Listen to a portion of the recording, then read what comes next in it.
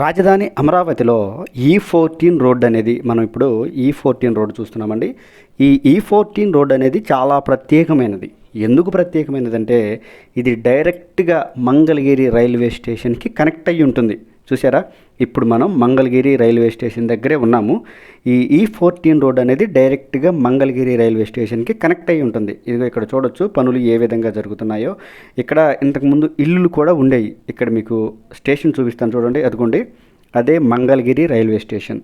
ఈ Mangalagiri railway station దగ్గర పనులు ఏ విధంగా జరుగుతున్నాయంటే, ఎక్కడెక్కడైతే ఈ రోడ్డుకి గృహాలు అడ్డుగా వస్తున్నాయో ఆ గృహాలని తొలగించే పని ఇక్కడ కంప్లీట్ అయింది. చూసారా, ఏ విధంగా మంగళగిరి రైల్వే స్టేషన్ వరకు అడ్డంకులన్నిటినీ కూడా తొలగించుకొని ఈ విధంగా అయితే రోడ్డు నిర్మాణం జరుగుతూ ఉందండి.